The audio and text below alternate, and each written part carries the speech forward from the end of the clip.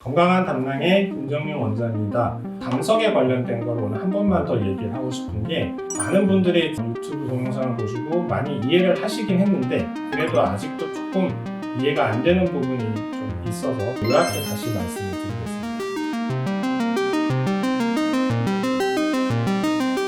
대표적인 질문 두 가지입니다. 첫 번째, 담석은 수술해야 되나요? 다시 말하면 누구나 다 담낭이라는 장기 안에 담즙이라고 하는 액체가 굳어서 생긴 담석은 생길 수 있습니다. 그렇다면 언제 수술할까?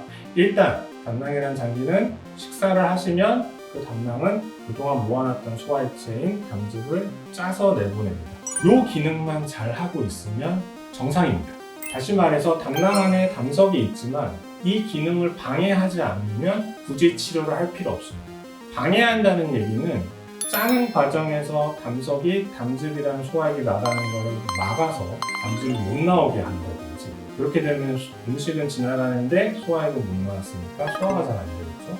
가벼운 소화 안 되는 증상부터 정말 요새는 너무 소화가 안 된다, 밥 먹기도 힘들다 라고 얘기하시는 분까지 다양한 증상들이 있을 거고, 담즙이 나가는 길을 완벽히 폐쇄를 시켜버렸을 때는 극심한 통증이 유발됩니다.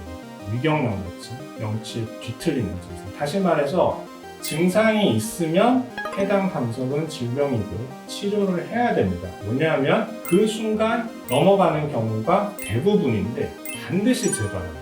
의료진들은 이제 많은 다양한 환자분들을 보기 때문에 담석을 어느 시점에서 발견이 됐고 어느 정도 고생했느냐를 알게 되는데, 해당 환자분은 담석이 한두 번 걸려서 통증이 있는 정도에서 경험을 했다면 치료를 안 하고 뒀을 때는 담석이 감입이 돼서 뒤로 후퇴 안 해서 안에 내용물이 다 썩는 과정이 생길 수도 있고, 또는 빠져나가는 경우도 있습니다. 빠져나가게 되면 이 소화액체인 담즙이 흘러내려서 음식과 만나게 되는 그 연결 통로의 돌림제에 걸리게 되는데, 그렇게 되면은 인접장기랑 다 이 통에 있는 기입니다.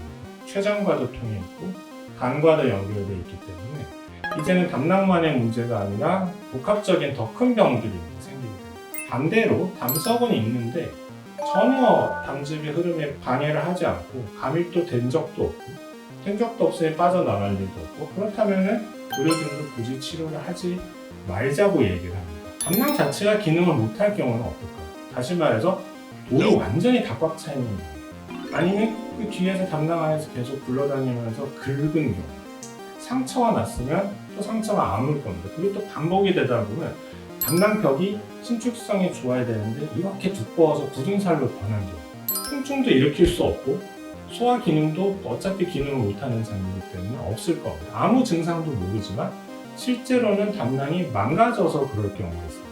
즉, 이건 언제 알 수 있냐면은 초음파, CT, MRI 같은 영상 검사를 통해 그 모습을 알 수 있을 겁니다. 다시 말해서 이 부분에 관련돼서는 환자분도 거기에 대해서 관심을 가지고 매년 정기 검진을 하든지 2년에 한 번씩은 꼭 나의 담낭이 증상이 없더라도 담석이 있다는 걸 안다면 담낭 자체를 망가뜨리지 않는지 확인해야 됩니다.